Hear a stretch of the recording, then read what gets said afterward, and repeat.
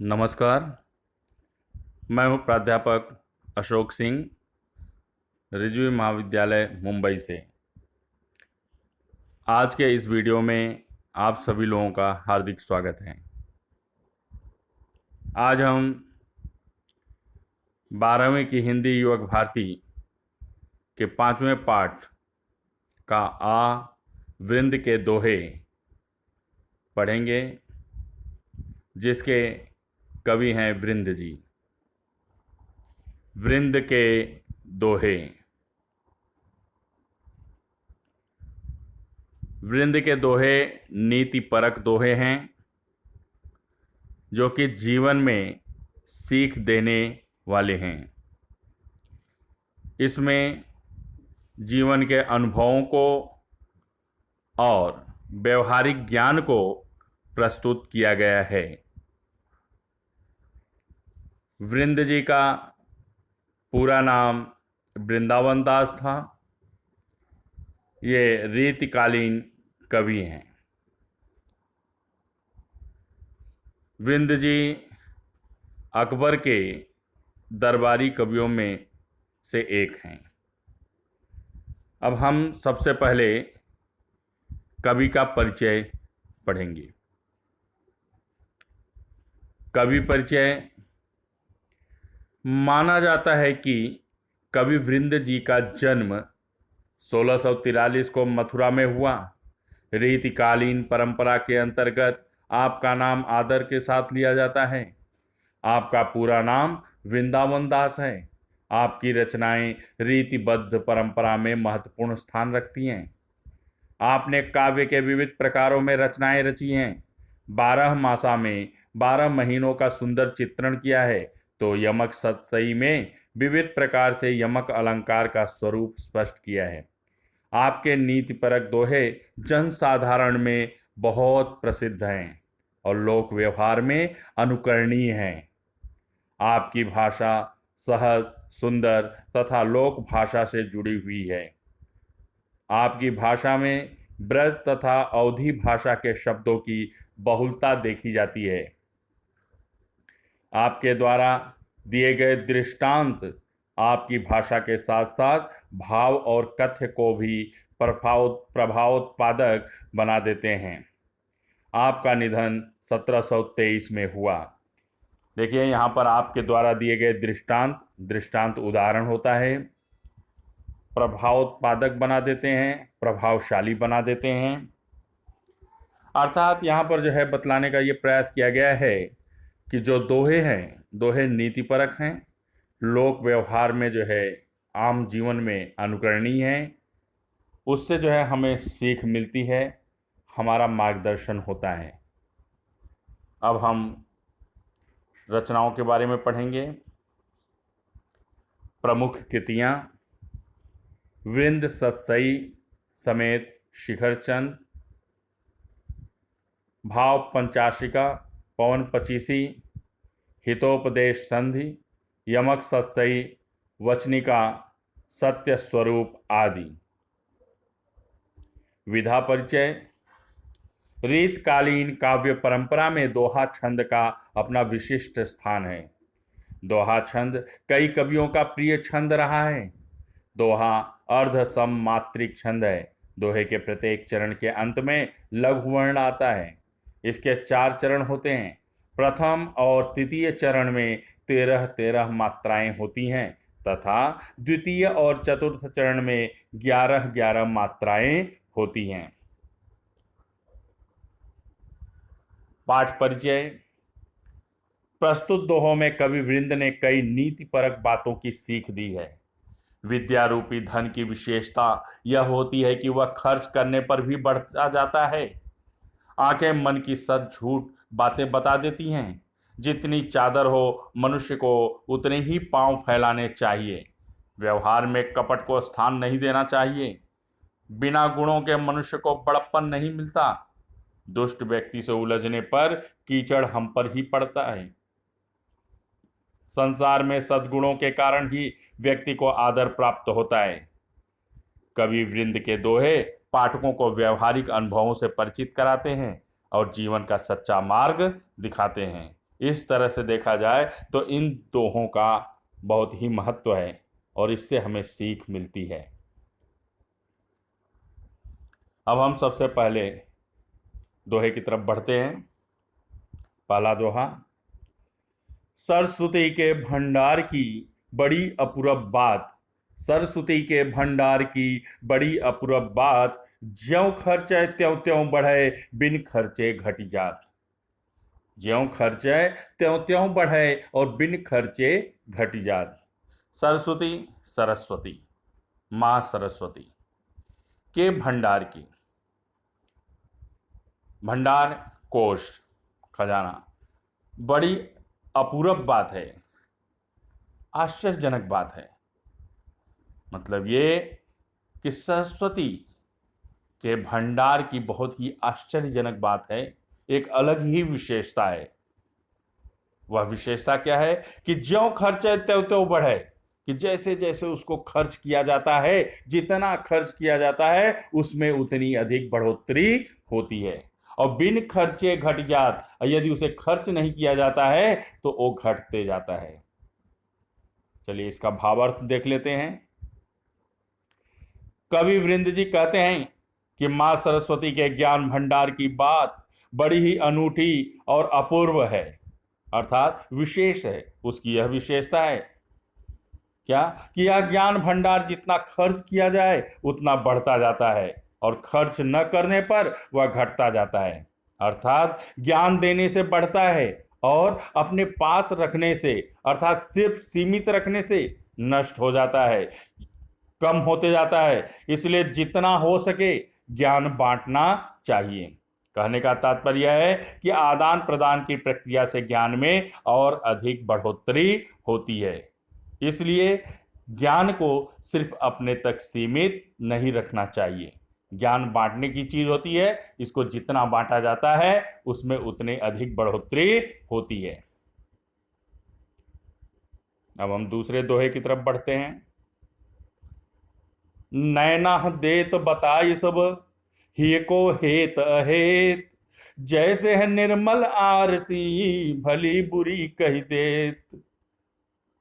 देखिए यहां पर नैनों की विशेषता बतलाई गई है। नैन अर्थात नेत्र, आंख।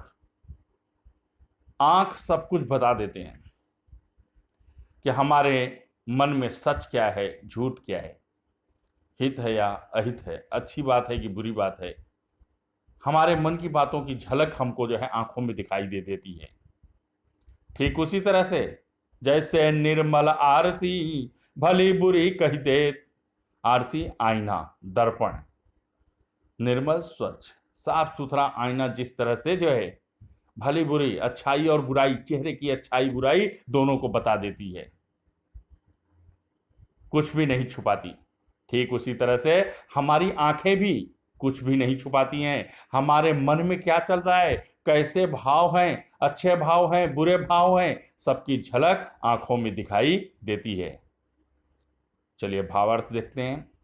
कवि वृंद जी कहते हैं कि आंखें ही मन की सारी अच्छी बुरी बातों को व्यक्त कर देती हैं, प्रकट कर देती हैं। अर्थात मन के अच्छे बुरे भाव आंखों में दिखाई देता है। जैसे स्वच्छ साफ सुथरा आईना हमारी छवि की अच्छाई और बुराई दोनों बता देता है।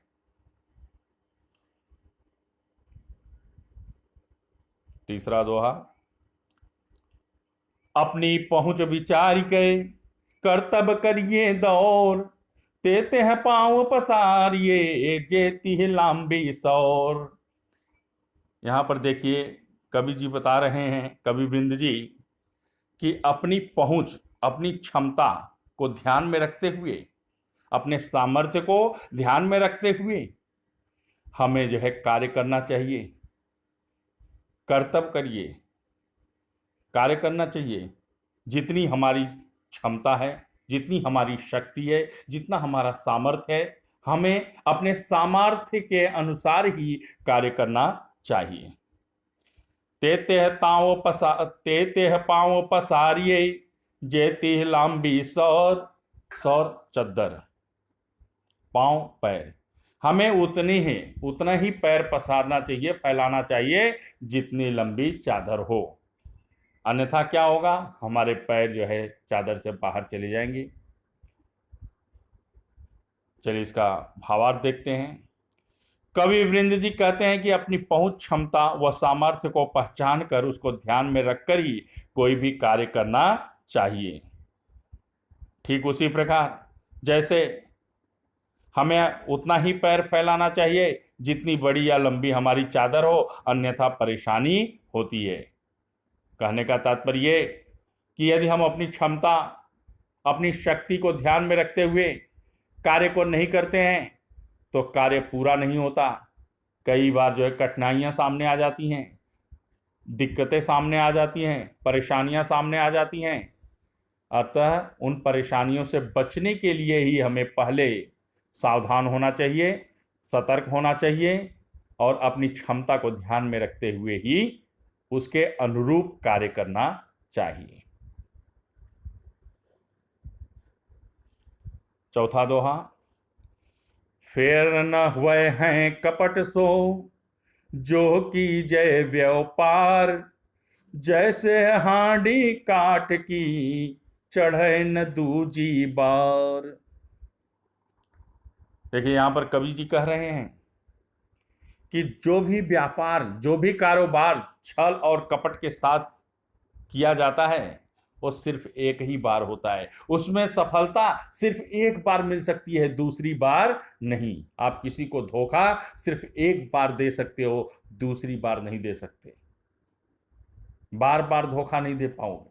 सामने वाले को, ग्राहक को जब जो है सच्चाई का पता चलता है तो सतर्क हो जाएगा, सचेत हो जाएगा। जैसे हांडी काठ की चढ़े न दूजी बार, अर्थात काठ, लकड़ी की जो हांडी होती है वो अगर चूल्हे पर चढ़ाओगे तो एक ही बार चढ़ेगी। पहली बार चढ़ाने पर वो जलकर राख हो जाएगी, दूसरी बार जो है उसको वो चढ़ाने लायक ही नहीं बचेगी। देखिए भावार्थ देखते हैं। कवि वृंद जी कहते हैं यदि आप व्यापार करते हैं तो व्यापार में छल कपट का सहारा न लें। छल कपट से किया गया व्यवहार ग्राहक को आपसे दूर ले जाता है, लोगों को दूर ले जाता है। यदि छल कपट के साथ व्यापार किया जाएगा तो ग्राहक वास्तु स्थिति या सच्चाई से अवगत होने के बाद दूर चला जाता है, फिर दोबारा नहीं आता है। कहने का तात्पर्य कि छल कपट के कारण जो विश्वास है वो खंडित हो जाता है, और एक बार अगर विश्वास खंडित हो गया तो पूर्ववत फिर जो है बात नहीं बनती है। ठीक उसी प्रकार जैसे लकड़ी की हांडी आग पर एक ही बार चढ़ती है, बार बार नहीं, क्योंकि लकड़ी पहली बार में ही जल जाती है। ठीक उसी प्रकार जो छल और कपट के साथ जो है व्यापार करते हैं, व्यवहार करते हैं, कारोबार करते हैं, उसमें एक बार उनको सफलता मिल सकती है, दूसरी बार सफलता नहीं मिलेगी।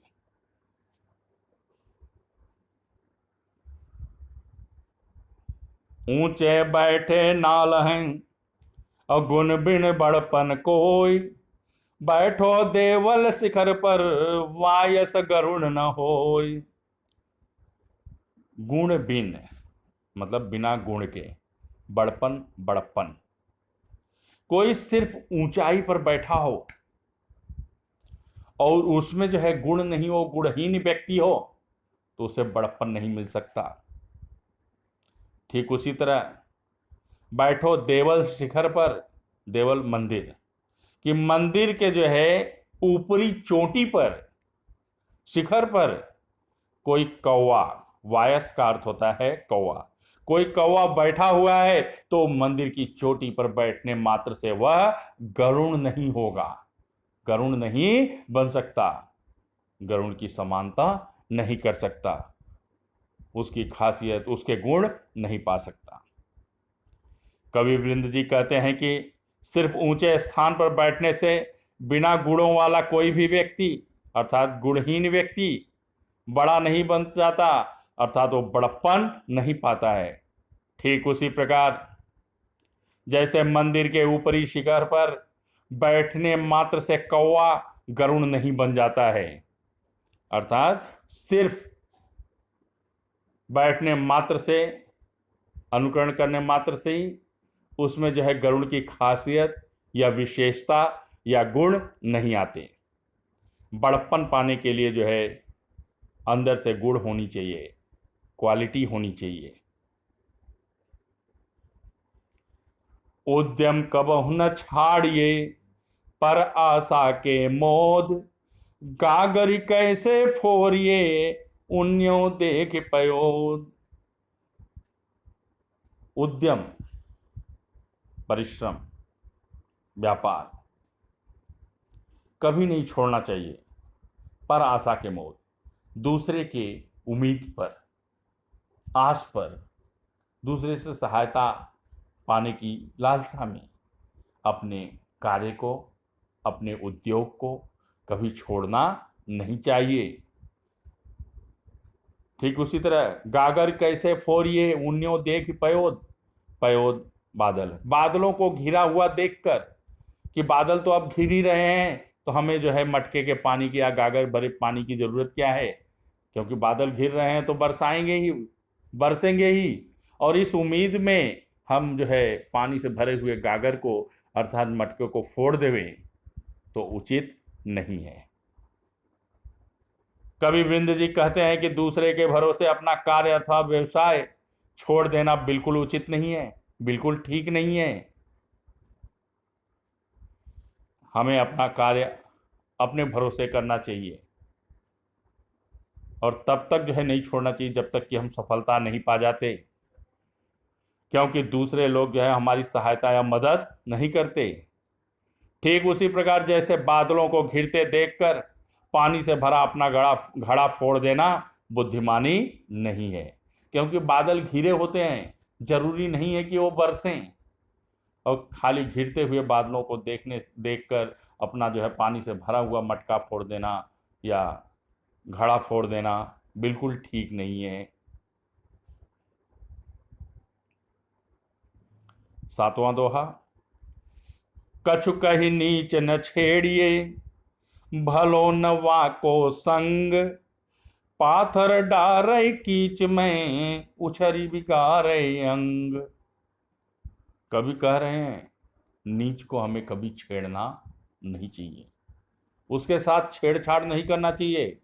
और नीच का साथ भी, वाको संग, भला नहीं है, उसका साथ भी भला नहीं है, अच्छा नहीं है, अर्थात नीच की संगति भी नहीं करनी चाहिए, उसके साथ में नहीं रहना चाहिए।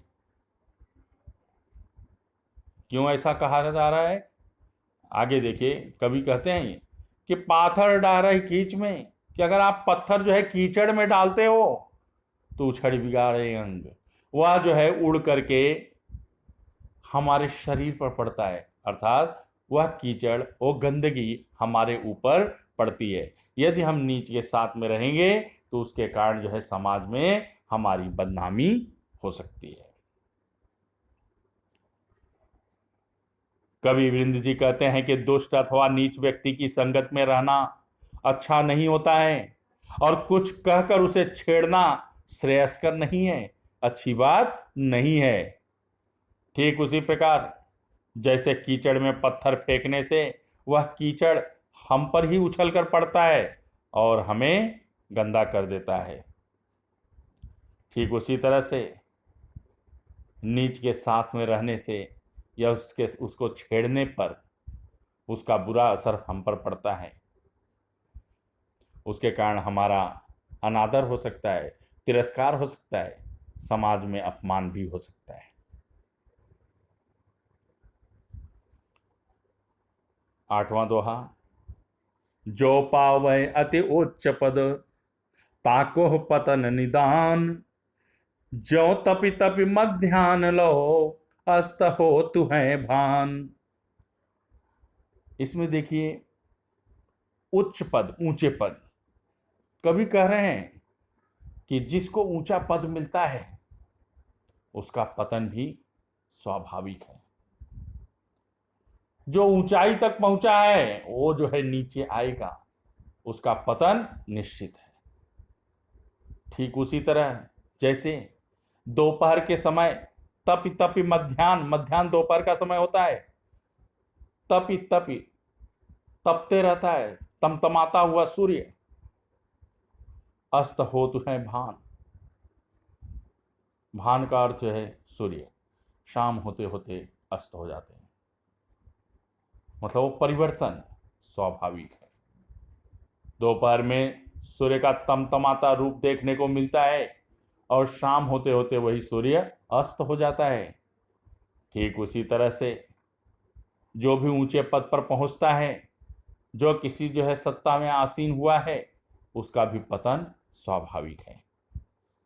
कवि वृंद जी कहते हैं कि जो ऊंचाई पर ऊंचे पद पर पहुंचता है, उसका नीचे उतर आना भी उतना ही स्वाभाविक है, क्योंकि यही प्रकृति का नियम है। ठीक उसी प्रकार जैसे दोपहर के समय तपा हुआ तमतमाता सूर्य शाम के समय अस्त हो जाता है, डूब जाता है।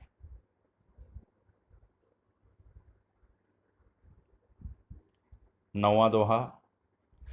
जो जाको गुण जानही सो तिहि आदर देत, कोकिल अंबहि लेत है काग निबौरी लेत। कभी कह रहे हैं जो जैसा गुण वाला होता है, जितना गुणवान होता है, वैसे ही गुण वाले चीजों को वो महत्व देता है, उसका सम्मान करता है। ठीक उसी तरह जैसे कोकिल कोयल, अंबई आम, कि कोयल अपने गुण के अनुसार, अपने स्वभाव के अनुसार आम का चयन करता है। काग कौवा, निबौरी नीम का फल। और कौवा अपने स्वभाव के अनुसार कड़वे नीम के फल का चयन करता है।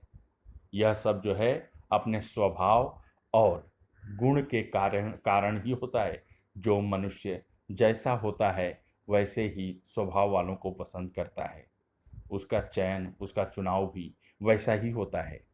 कवि वृंद जी कहते हैं कि जिसके पास जैसे गुण होते हैं उसी के अनुसार वह आदर प्रदान करते हैं, दूसरों को सम्मान देते हैं, वैसी ही वस्तुओं का वो चयन भी करते हैं।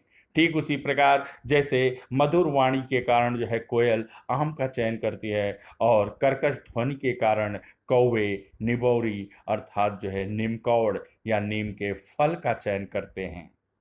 अतः मनुष्य का जो व्यवहारिक कार्य होता है, जो व्यवहारिक जीवन में कार्य, वो उसके स्वभावगत होता है। उसका चयन, उसका चुनाव सब स्वभाव के अनुसार होता है, उसके गुणों के अनुसार होता है। 10वां दोहा।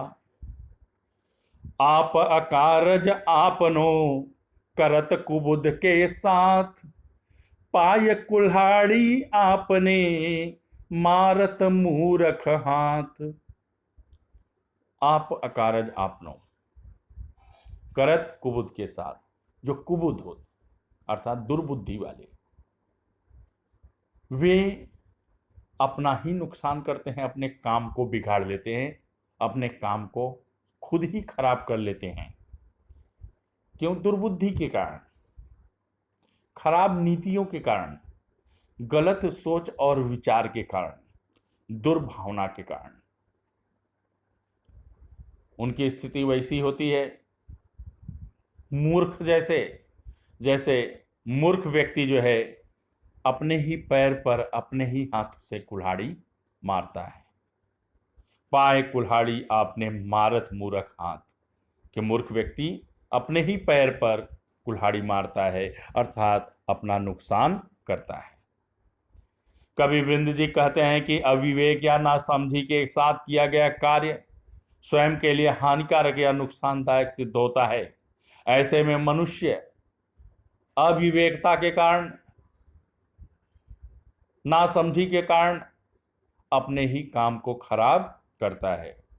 ठीक उसी प्रकार जैसे कोई मूर्ख व्यक्ति अपनी मूर्खता के कारण अपना ही नुकसान करता है, अर्थात बिना सोचे समझे वह कुल्हाड़ी अपने पैर पे ही मारता है।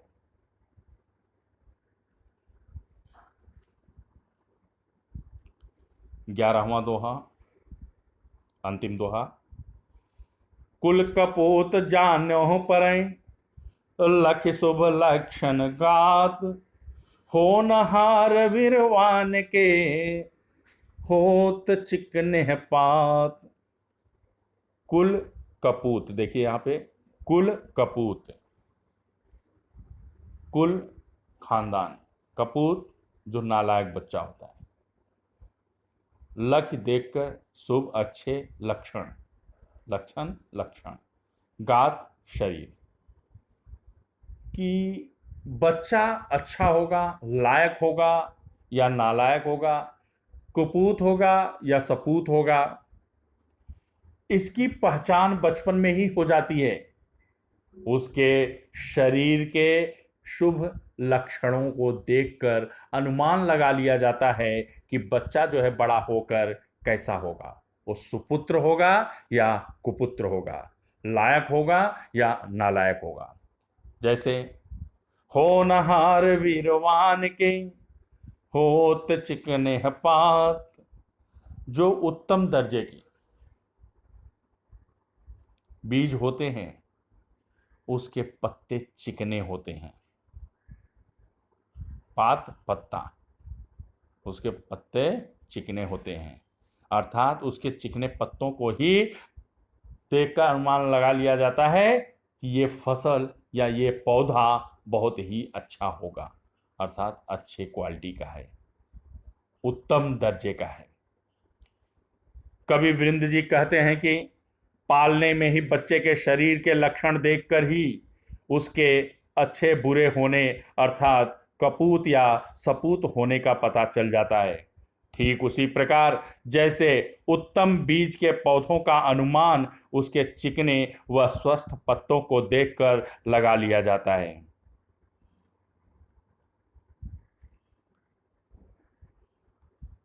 अब हम वृंद के दोहों पर आधारित कृति कार्य करेंगे।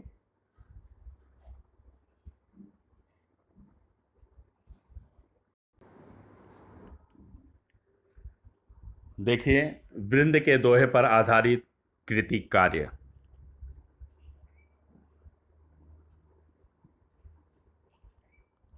कृति कार्य कीजिए। सरस्वती के भंडार की विशेषता खर्च करने पर बढ़ता है और खर्च न करने पर घटता है। आंखें बता देती हैं मन की भली बुरी या सच्ची झूठी बातें। निर्मल आरसी की विशेषता, आरसी अर्थात दर्पण, आईना, आईना की विशेषता भली बुरी कह देती है, कुछ भी नहीं छिपाती। अपनी क्षमता के अनुसार कार्य करना चाहिए, उतना ही पैर पसारना चाहिए जितनी लंबी चादर हो। दूसरी बार नहीं हो सकता छल कपटपूर्ण व्यापार। दूसरी बार नहीं चढ़ाई जा सकती काठ की हांडी। गुड़ के बिना नहीं मिलता बड़प्पन। शिखर पर बैठा कौवा नहीं बन सकता गरुण। दूसरे के उम्मीद पर अपना उद्यम नहीं छोड़ना चाहिए।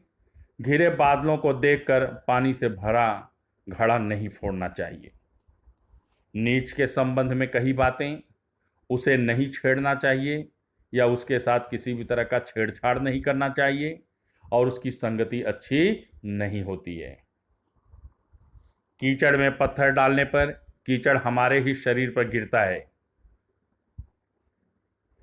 उसका पतन तय है जिसको ऊंचा पद मिला है। दोपहर को तमतमाता सूर्य शाम को अस्त हो जाता है। गुण के अनुसार चयन करना, कोयल, आम का चयन, कौवा, निम्बौरी या नीम कौड़ी अर्थात नीम के फल का चयन। अपना कार्य बिगाड़ लेता है बुद्धिहीन। अपने पैर पर कुल्हाड़ी मारता है मूर्ख। कुल कपूत की परख बचपन में शरीर के लक्षण देखकर हो जाते हैं। उत्तम बीज के लक्षण चिकने पत्ते देखकर हो जाते, पता अनुमान लगा लिया जाता है। शब्द संपदा के अंतर्गत समानार्थी और पर्यायवाची सरस्वती, सरस्वती, शारदा, विद्यादायिनी, हंसवाहिनी, वीणाधारिणी। अपूर्व, अनोखा, अनूठा, विशेष, अपूर्व, अद्भुत। भंडार, गोदाम, खजाना, कोष। नेत्र, नयन, लोचन, दृक्, चक्षु। हिय, हृदय और अंतर्मन। निर्मल, स्वच्छ, साफ, शुद्ध, पवित्र। आरसी, आईना, शीशा, दर्पण। कपट, छल, धोखा, छद्म, विश्वासघात। व्यापार, व्यापार, कारोबार, व्यवसाय। देवल, मंदिर, देवालय, देवघर, देवस्थान। शिखर, शिखर, चोटी।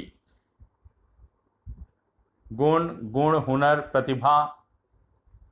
बादल, घन, जलद, पयोद, अम्बुधि। आदर, मान, सम्मान, इज्जत। विलोम, विपरीतार्थक। आदर, अनादर।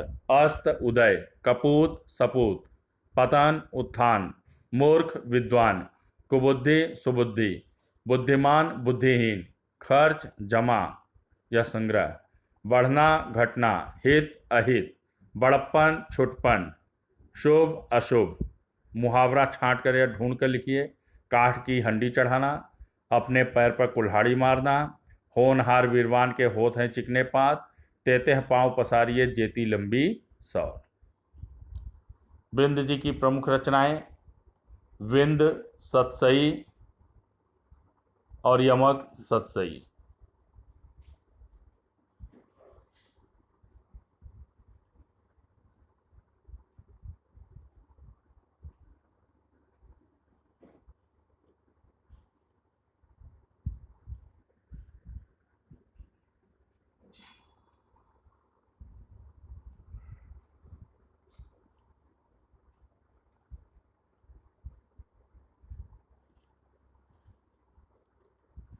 देखिए, दोहा छंद की विशेषता। दोहा अर्धसम मात्रिक छंद है। इसके प्रत्येक चरण के अंत में लघुवर्ण आता है। इसके 4 चरण होते हैं। प्रथम और तृतीय चरण में 13-13 मात्राएं होती हैं। द्वितीय और चतुर्थ चरण में 11-11 मात्राएं होती हैं। चादर देखकर पैर फैलाना बुद्धिमानी कहलाती है। इस विषय पर अपने विचार व्यक्त कीजिए। मनुष्य को अपनी क्षमता और औकात के अनुकूल ही कार्य करना चाहिए।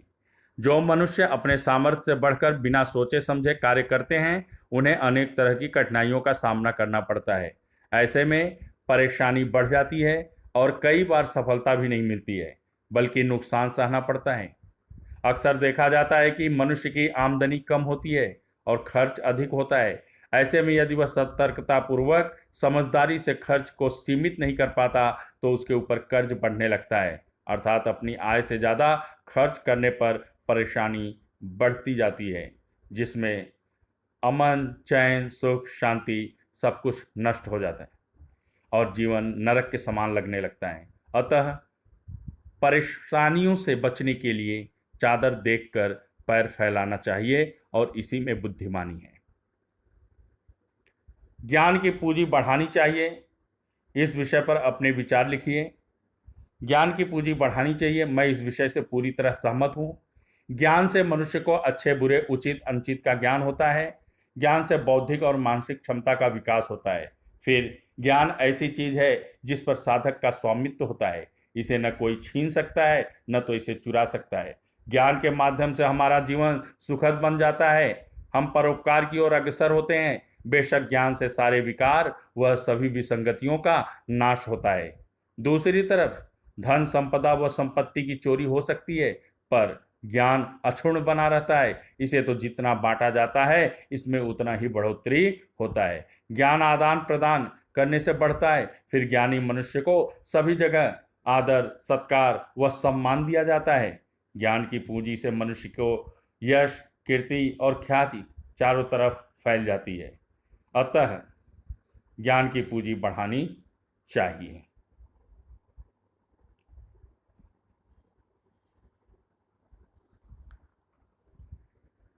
मुझे पूरा विश्वास है कि आप लोगों को वृंद के दोहे और उसका भावार्थ अच्छी तरह से समझ में आ गया होगा।